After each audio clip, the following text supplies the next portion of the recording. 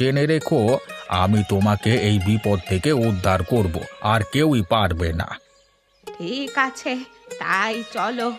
আমি না হয় তোমাকে বিশ্বাস করলাম, এবার যদি অন্য লোকের কাছে অপমানিত হই তাহলে কিন্তু একা দু চোখ যেদিকে যায় আমি চলে যাব। কেউ আমাকে আটকাতে পারবে না। গিন্নি দেখো, মনে হচ্ছে এই বাড়িতে আর কেউ থাকে না। ভালোই হলো, আমরা তবে এখানে থাকতে পারবো। আমারও সেটাই মনে হচ্ছে, এখানে কেউ থাকে না। তাহলে কি আমরা অবশেষে একটা ঘর পেলাম? ওপরওয়ালা কি সত্যি আমাদের কথা শুনলো? শুনলো শুনলো গিন্নি, এই জলের মাঝখানে এই ঘরটা দিয়ে আমরা আমাদের সংসার শুরু করব। সংসার শুরু নয়, বলো সংসার শেষ করব। আর কদিনই বা বাঁচবো আমরা? হ্যাঁ, সেই হলো আর কি। যে কদিন বাঁচবো এখানে একটু সুখে বাঁচতে পারবো, অন্তত একটু শান্তিতে থাকতে পারবো। লোকালয় থেকে দূরে এই জায়গাটাও খুব ভালো লেগেছে আমার। অন্তত নিজের মতো থাকতে পারবো, কারো কথা শুনে তো আর থাকতে হবে না, আর কারো সাথে ঝগড়া দ্বন্দ্বও করতে হবে না। হ্যাঁ, আমাদের এই জলে ভাসা সংসার নিয়ে আর কেউ কখনো হিংসে করতে পারবে না, কারণ এখানে সেরকম লোকই নেই। কিন্তু খাবে কি? ঝিল যখন আছে তখন নিশ্চয়ই এখানে মাছও থাকবে, সেই খেয়েই আমাদের জীবন কাটিয়ে দিতে হবে। পরিস্থিতি একটু ঠিক হলে এখান থেকে মাছ ধরে বাজারে বিক্রি করব, হাতে অন্তত কিছুটা টাকা আসবে। বেশ, তবে তাই হবে। আমরা আজ থেকে এখানেই থাকবো। আরে এসো এসো নগেন, তোমার জন্যই অপেক্ষা করছিলাম। তা হাতে ওটা কি এনেছো?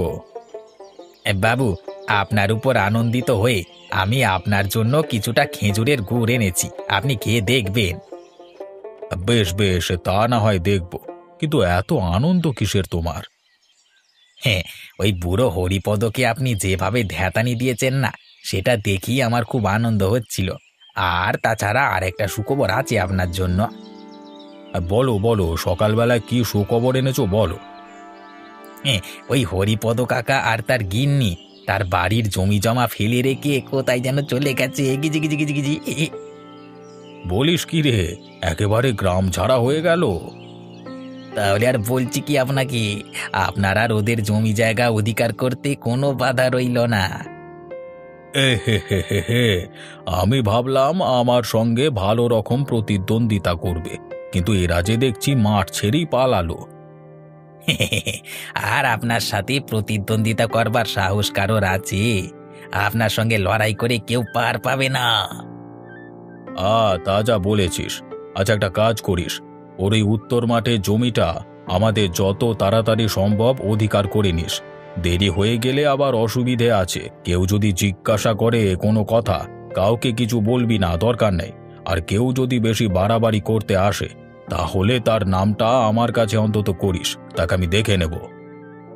একদম বাবু, ও নিয়ে আপনাকে কোনো চিন্তা করতে হবে না। এই গ্রামে প্রত্যেকটা জমির কর্তৃত্ব আপনার হাতে থাকবে। কেউ আপনার থেকে বেশি বড়লোক হতে পারবে না, এটা আমি আপনাকে কথা দিলাম। আমি তোর উপর বিশ্বাস করি, তুই যখন আমাকে কথা দিয়েছিস নিশ্চয়ই তুই কথা রাখবি। এখন আপনি খেজুর গুড়টা খেয়ে নিন বাবু, খেয়ে বলবেন কেমন খেতে হয়েছে। আরে একজনকার কাছ থেকে এনেছি, যদি খারাপ খেজুর গুড় দেয় তাহলে তাদের সমস্ত কাজগুলো অধিকার করে নিতে হবে। হ্যাঁ,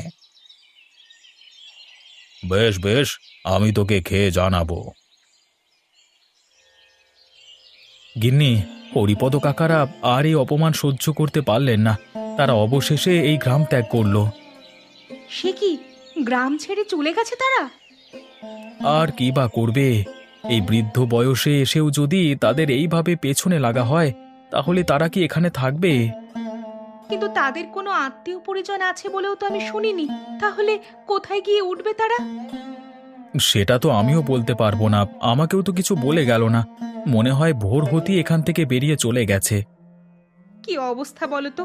অবিনাশ বাবুর জন্য এই গ্রামে কি কেউ টিকতে পারবে না? অবিনাশবাবুর থেকেও বেশি শয়তান হচ্ছে ওই নগেন। ওই অবিনাশবাবুর মাথাটা খেয়ে খেয়ে এই পর্যায়ে এনে দাঁড় করিয়েছে। কিন্তু হরিপদ কাকার সঙ্গে কি নিয়ে ঝামেলা বেঁধেছিল? নগেন অবিনাশবাবুর কাছে মিথ্যে করে গিয়ে বলেছিল এবছর নাকি হরিপদ কাকার জমিতে ধান অনেক বেশি হয়েছে, অবিনাশবাবুর জমির তুলনায় আর কি। সেই কারণেই অবিনাশবাবু রেগে গিয়েছিলেন, তারপর তিনি এই ব্যবস্থা নিয়েছেন। বুঝতে পেরেছি, কোনো না কোনো ভাবে হরিপদ কাকার কাছে অবিনাশবাবুকে ছোট দেখানো হয়েছে। সেই কারণেই অবিনাশবাবু রেগে গিয়েছিলেন আর হরিপদ কাকার পেছনে লেগেছিলেন। একদমই তাই। নগেন যদি বাবুর কানে এসব আজে বাজে কথা না লাগাতো তাহলে কিছুই হতো না, সবকিছুই স্বাভাবিক থাকতো। কিন্তু একটা কথা বলো তো, নগেন এরকম করছে কেন? এইভাবে সকলের বিরুদ্ধে চলে যাচ্ছে কেন? তাতে ওর লাভ। অবিনাশবাবুকে খুশি করতে পারলে তার তো কয়েকটা জমি জায়গা বিনামূল্যে হয়ে যাবে। এই যেমন হরিপদ কাকার জমিটা দেখবে অধিকার করে নিয়েছেন, সেটাই হয়তো নগেনের নামে লিখে দেবেন। এরকম করে কদিন চলে দেখব, নিশ্চয়ই কোনো না কোনো একদিন পাপের শাস্তি ঠিক পাবে।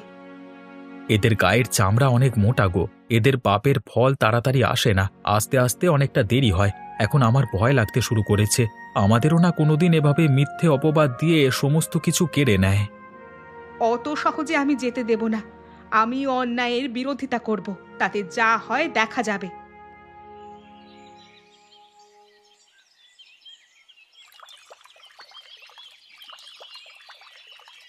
আহা সত্যি, এখানে যে এত মাছ পাবো আমি কোনোদিন ভাবতে পারিনি।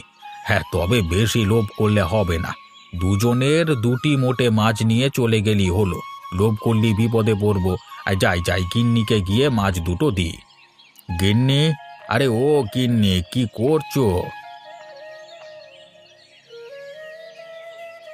এই দেখো, তোমার জন্য ঝিল থেকে দুটো মাছ ধরে নিয়ে চলে এসেছি। না গো, আমি অনেক ভেবে দেখলাম, ভাবছি আমিষ খাওয়া সারা জীবনের মতো ছেড়ে দেব। সে কি কথা গিন্নি, আমি তোমার জন্য মাছ ধরে আনলাম আর তুমি নাকি আমিষ খাওয়া ছেড়ে দেবে?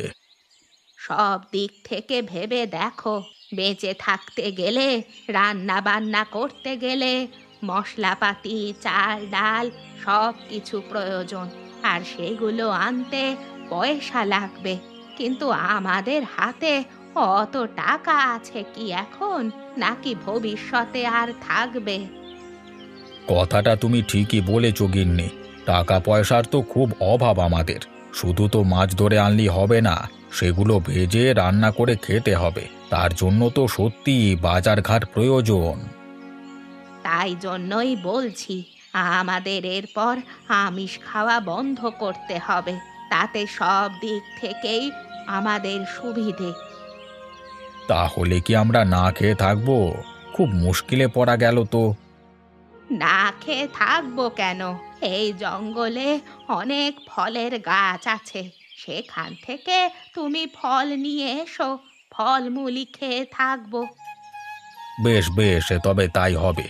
এরপর থেকে আমরা না হয় ফল খেয়ে থাকবো, তাতে যদি কিছুটা উপকার হয়। তুমি এই মাছ দুটোকে আর এখানে রেখো না, যাও এদেরকে জলে ছেড়ে দিয়ে এসো। এদেরও বাঁচতে দাও নিজের মতো করে।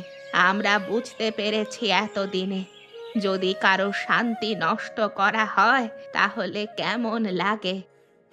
ঠিকই বলেছ, আমরা এতদিন স্থলে থাকতাম, এখন জলের মাঝখানে এসেছি। এখানে এসে মাছেদের সাথে শত্রুতা চলে না, ওরা নিজেদের মতো থাক, আমরাও নিজের মতো থাকি। তাহলে তুমি বসো, আমি বরং মাছ দুটোকে জলে ছেড়ে দিয়ে কিছু ফলমূল নিয়ে আসি জঙ্গল থেকে। ঠিক আছে, তুমি যাও, আর তাড়াতাড়ি ফিরে আসবে।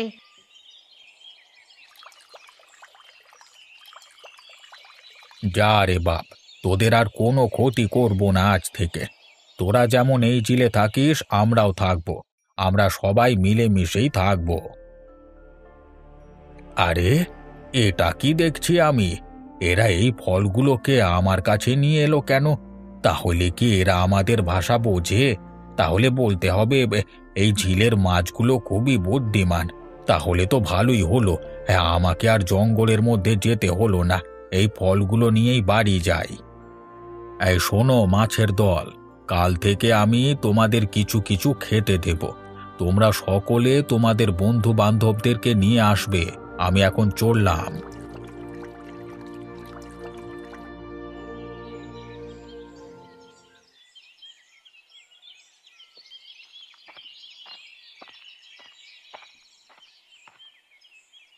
কে রতন নাকি? তা কি ধান কাটা হচ্ছে নাকি? হ্যাঁ দাদা, ধানগুলো এবার কেটে জমি থেকে তুলতে হবে তো, না হলে এ সময় দুর্যোগ হয়ে গেলে অসুবিধে আছে। এবারে আমাদের জমিতে ধান ভালোই হয়েছে। বলছিস আগের বছরের তুলনায় এবছর ধান তবে ভালো হয়েছে বলছিস? নিঃসন্দেহে, তুমি দেখে বুঝতে পারছো না? ওরে পাগল, আমি তো দেখে অনেক কিছুই বুঝতে পারি, কিন্তু তোরা চাষি মানুষ, আমার থেকে আরো বেশি বুঝবি, তাই জন্যই তোদেরকে জিজ্ঞাসা করা। ও তাই বলো। তা দাদা, অবিনাশবাবুর জমির ধানগুলো কবে তোলা হবে? এই তো সময় হয়ে এসেছে, এরপর সব হবে আর কি। তা দাদা, এবারে ওনার জমিতে কিছু কাজ পাওয়া যাবে তো? না মানে, ওনার কাছে এ সময় কাজ করলে কিছুটা টাকা হাতে আসতো আর কি, সেই দিয়েই বেশ কয়েক মাস ভালোভাবে চলে যাবে। এবারে কাজ পাওয়াটা মুশকিল বুঝলি, পাবি কি পাবি না ঠিক বলতে পারছি না। কেন দাদা, এরকম বলছো কেন? কি জানিস তো, বিনামূল্যে কাজ তো সবাই করতে চায়, কিন্তু বিনামূল্যে আমরা এবার থেকে আর কাজ দেব না। কাজ পাওয়ার আগে আমাদের নির্দিষ্ট কিছু দিতে হবে। কিছু দিতে হবে? কিন্তু কি দিতে হবে? তার আগে বলি শোন, এবারে দিন প্রতি লোকজনের মাইনে অনেকটা বেড়েছে, অতএব এবারে যে সুযোগ হারাবে সে একেবারে ভিখিরি হয়ে যাবে, আর যে সুযোগ নেবে সে একেবারে রাজা হয়ে যাবে। হ্যাঁ, তাই নাকি দাদা? তবে তো আমি যে কোনো মূল্যে কাজটা করবই করব। তুমি বলো কি করতে হবে। বাবু ভেবেছেন এবারে যারা যারা কাজ করতে চায় তাদের কাছ থেকে 1,000 টাকা করে নেওয়া হবে, বুঝলি না? আর যারা যারা এই টাকা দিতে পারবে তারাই একমাত্র বাবুর কাছে কাজ করতে পারবে। এটা কেমন কথা দাদা? তাহলে আমাদের লাভের লাভ কি থাকবে? সে তো ব্যাপার একই দাঁড়িয়ে গেল। আমি এই ধান বিক্রি করেও যে টাকা পাবো, সেই টাকা অর্ধেক তোমাদেরকে দিয়ে দিতে হবে। তারপর তোমাদের কাছে কাজ করে আমি আর কি পাবো? তাহলে আর কি করবার, আজকাল তুই একটু বেশি বুঝে গেছিস তো, তাই জন্যই তোরই অবস্থা। না দাদা, থাক। নিজের জমির অর্ধেক ধান অন্যের নামে লিখে দিয়ে আমার কোথাও কাজ নেওয়ার দরকার নেই। আমি যেমন আছি ভালোই আছি, বেশি লোভ করবার কোনো প্রয়োজন নেই। সেটা তোর ব্যাপার, আমাকে জ্ঞান দিয়ে লাভ আছে? তোমাকে আমি জ্ঞান কোথায় দিলাম দাদা? আমি তো আমার ইচ্ছেটা জানালাম। তোর ইচ্ছে তোর কাছে রাখ, তোর ইচ্ছে শুনতে আমি সকালবেলা এখানে বের হইনি, যত সব।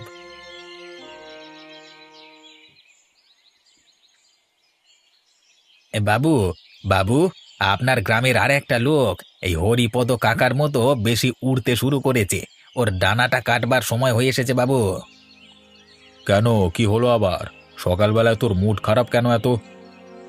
মুড খারাপ না হয়ে আর কি উপায় আছে বাবু? আপনার নামে কেউ যদি বদনাম করে তাহলে তো আমার মাথা এমনিতেই খারাপ হয়ে থাকে, আপনি জানেন। কি, আমার নামে বদনাম করেছে? কিন্তু কে? কে আমার নামে বদনাম করেছে? কেন, ওই রতন, ও বলে কি জানেন? হতভাগা কি বলেছে আমার নামে? ও বলে আমার জমিতে যা ধান হয়েছে তাতেই আমি ভালো করে থাকতে পারবো, অবিনাশবাবুর জমিতে কাজ করবার কোনো ইচ্ছে আমার নেই, ওখানে গাধার মতো খাটতে পারবো না, আপনি নাকি বেশি খাটিয়ে নিয়ে কম পয়সা দেন। ছি ছি ছি ছি। তাই নাকি? ওর এত বড় দুঃসাহস? হ্যাঁ রে, ওর জমিতে ধানগুলো কেমন হয়েছে এবারে? এ ধানগুলো বেশ ভালোই হয়েছে, তাই জন্যই তো এত বড় বড় কথা বলতে পারছি, আপনি বুঝতে পারছেন না? তাহলে এটাকেও কি এখান থেকে বের করে দিতে হবে? তাছাড়া তো আর কোনো উপায় দেখতে পাচ্ছি না বাবু, যত তাড়াতাড়ি কাজ ছাড়বেন ততই আপনার মঙ্গল। ঠিক আছে, তাহলে চল তো দেখি একবার। বেটা রতনকে এবার দেখতে হচ্ছে একবার। সকালবেলাতে শুধু শুধু ঝগড়া করে কি করবেন বাবু? তার থেকে বরং একটু বেলা করে যাব। বেশ, তাই হবে। তুই সাথে থাকলেই হবে। সেরকম হলে রতনের জমিটাও অধিকার করে নেব, তার সাথে এবারের সমস্ত ফসলগুলোকেও।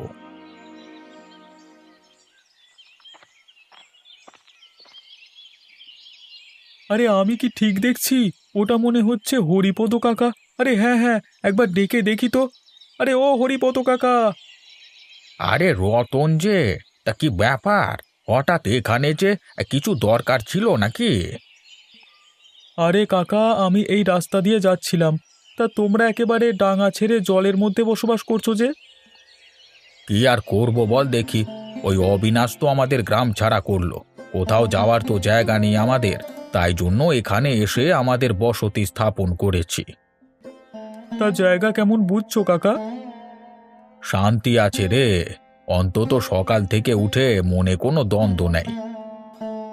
আমারও মনে হচ্ছে তোমার মতো অবস্থা হতে পারে। এখন দেখা যাক, নগেনের সাথে ঝগড়া তো হয়েছে, ও নিশ্চয়ই আমাদেরকে ছেড়ে কথা বলবে না। এ হে হে হে, তুই আমাকে দেখেও শিখলি না? ওরে জলে নেমে কুমিরের সাথে লড়াই করতে নেই। কি আর করব, ওরা যদি একটা সামান্য কাজ দেবার জন্য জমির অর্ধেক ধান নিজের নামে করে নিতে চায়, তাহলে তো আমার বিরোধিতা করা ছাড়া আর কোনো উপায় থাকে না। এইভাবে অবিনাশবাবু যদি সবাইকে গ্রাম থেকে বের করে দেয়, তাহলে বিপদের সময় কাউকে পাশে পাবে না। দেখো না, বিপদ এলো বলে এখন কোথায় যায় দেখব। কি বিপদের কথা বলছিস? আকাশের দিকে তাকিয়ে দেখো, ছিটে ফোঁটা মেঘ দেখতে পাবে। কদিন বাদই এখানে বৃষ্টি হতে পারে। অবিনাশবাবুর সারা জমির ধান এখনো পড়ে আছে। ধান পুরো নষ্ট হয়ে গেলে তখন কি করে অবিনাশবাবু দেখব।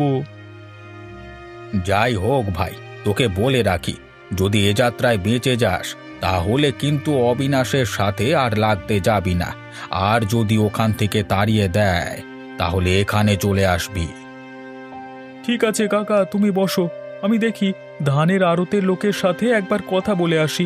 যত তাড়াতাড়ি সম্ভব ধানগুলোকে বিক্রি করে দিতে হবে। শকুনি নজর পড়েছে আমার ধানের উপর।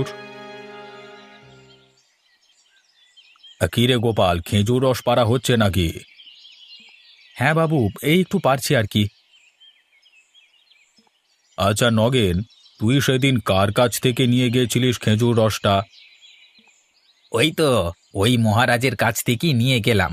আপনি তো খেয়ে বললেন খেজুর রস তাজা নয়, তাহলে আপনাকে ভেজাল রস খাওয়াচ্ছিল, বুঝতে পারছেন তো? এ তুমি কি বলছো দাদা?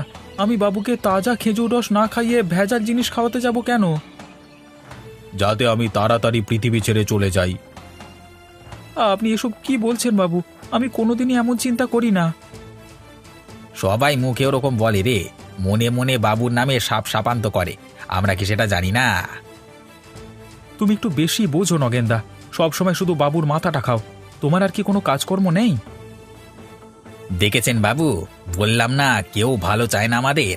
দেখেছেন আসল রূপটাকে দেখা গেল গোপালের। গোপাল, তুমি নগেনের সাথে এমনভাবে কথা বলতে পারো না। আর এটা সত্যি, তুমি আগের দিন আমাকে ভেজাল রস খাইয়েছিলে, তাই জন্য তোমার দুটো খেজুর গাছ আমি অধিকার করে নিলাম।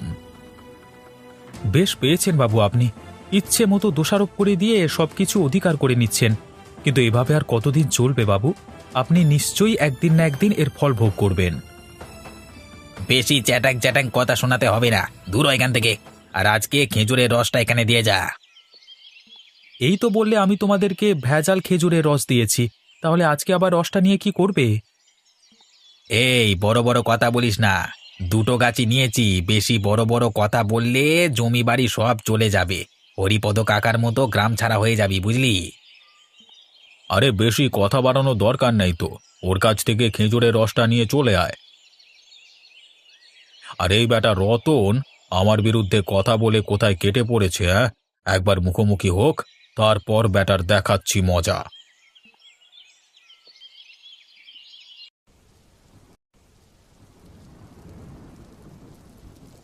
এ কি হচ্ছে গো? এই যে অসময়ে বৃষ্টি নেমে গেল।